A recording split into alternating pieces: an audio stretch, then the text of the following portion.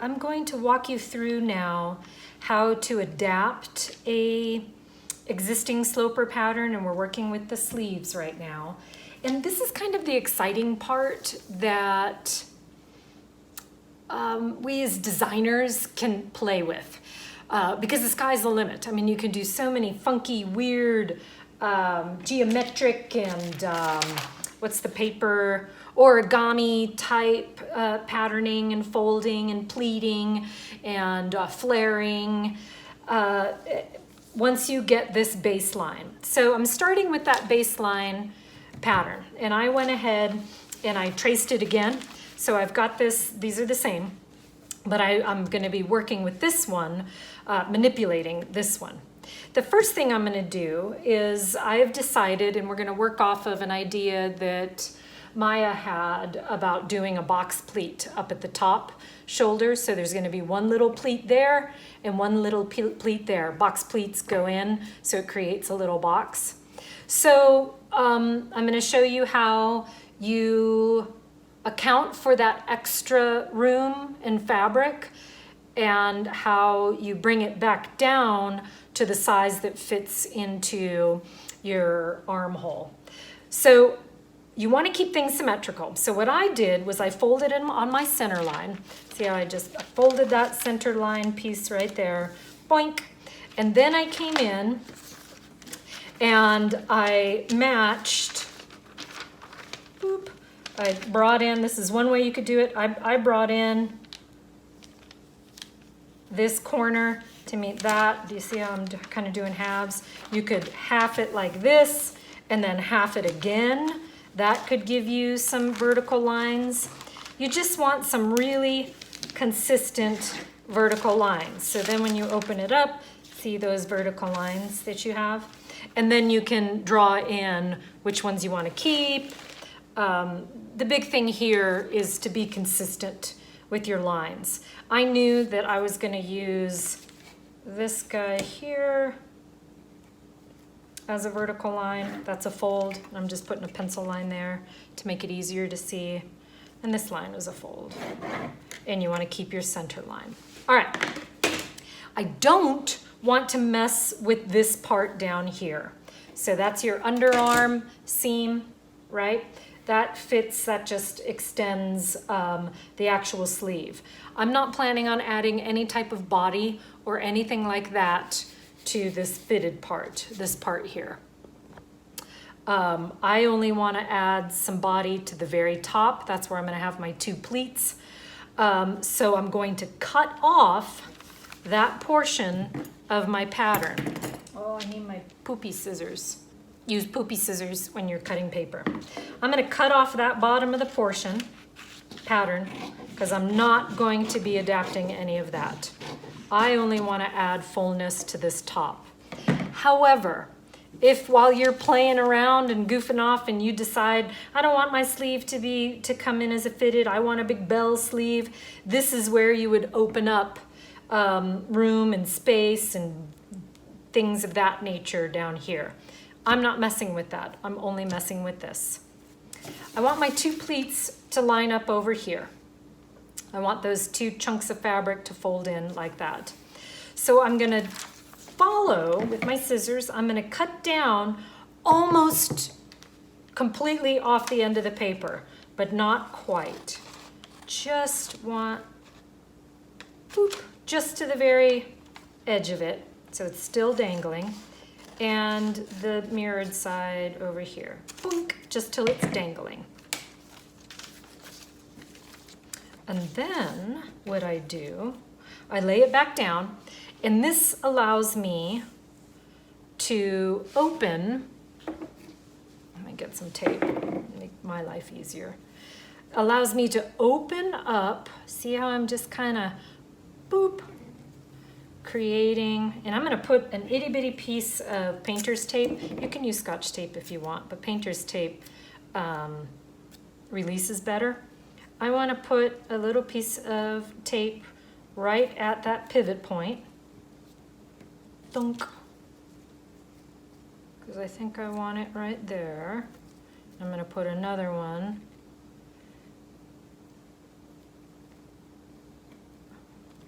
That's gonna be a pretty big pleat, but I don't care. I want it to be a big one. And then I want this guy. That seems about even. You can measure it out. I tend to eyeball a lot of things, but that feels okay. And then right there at the pivot point. So I think that's enough of a pleat for me. I'll put just to make my life a little easier. I kind of like that pivot point.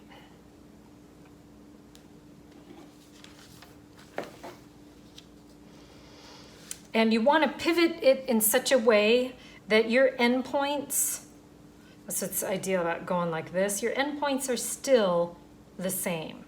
So if I just took that piece that I cut off, doink, and set it down right there, it will still go the width of that underarm seam. So now what you're going to do, you're going to go in and you are going to trace all of this better than I am. And you're going to go around this little edge. This will help you when you do your pleat, like so.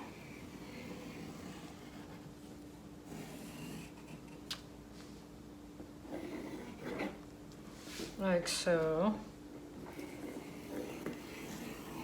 And I like to draw in my changes. It just helps me when I'm looking at the pattern later to figure out, oh, what goes where. So right, this is gonna help me see what this line is going to match up to this line, but it's gonna add a little pleat in there. Okay, so now what I can do, oh, I wanna point something else out. By adding the volume up here at the top, you're also adding volume right here in the middle. And that needs to happen because with the pleat, if you pleated without accounting for, I don't know what I want to call it, like the residual effects, or what, if we didn't allow this chunk of extra fabric to happen within the sleeve, you would be compressing that sleeve really, really flat onto your shoulder, and you wouldn't have enough room after you remove this. What's going to happen is when we fold this over as a pleat, this is going to start to give you ease and room down here. I'm still going to stop that little pleat right there, but I need this portion to blouse. That will make more sense when you cut it out. All right, so I've traced now around that brand new pattern, and I am going to take off my little pieces of tape. Lovely.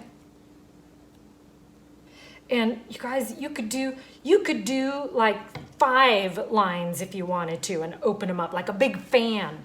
Those big poofy leg of mutton sleeves, think turn of the century blouses that they wore on like Titanic. I think that the mom in Titanic had a big poofy leg of mutton blouse on, or maybe I'm thinking of Far and Away. And what that is, you have a huge opening that you do a whole bunch of pleats in it. It bounces the top of that sleeve cap up. All right, so then you're gonna cut out your pattern piece. Cut it out of material as well. And I'm gonna show you, hopefully just with the paper, how you would then pleat it.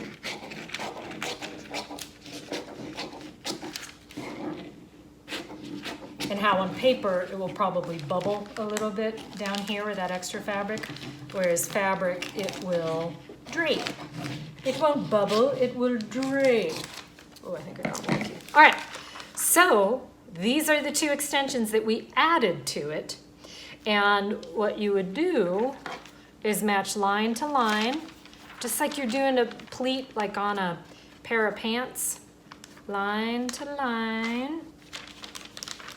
It'll be a little clunky because it's paper and not fabric. but I'm still gonna pin it. So I matched line to line.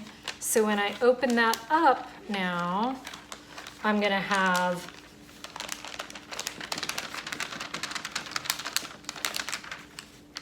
thunk, that same little, can you see that? That's actually gonna be kind of cool. I kind of want to make this now. Line to line, and this is a good way to just test out if you like what you are working on. And I pinch at the bottom of that pleat, give myself a little fold there, and then you fold out at the line.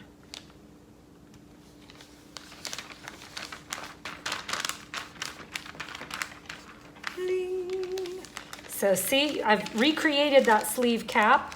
You'll end up trimming that little, or actually it'll get tucked in over on this side. But this pleat now is creating a box pleat.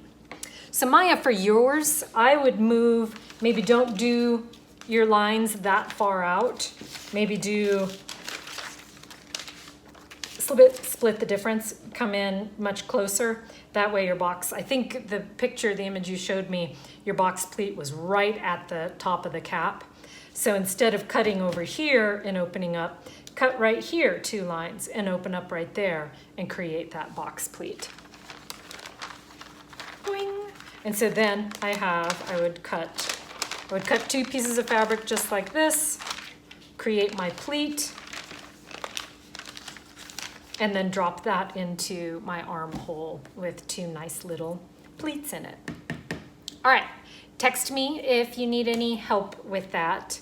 I will have my phone available to do some Zoom and FaceTime and all that kind of good stuff. But I'm shifting most of the items from my studio over to my school because we're gonna start virtual. All right, love you kids, bye.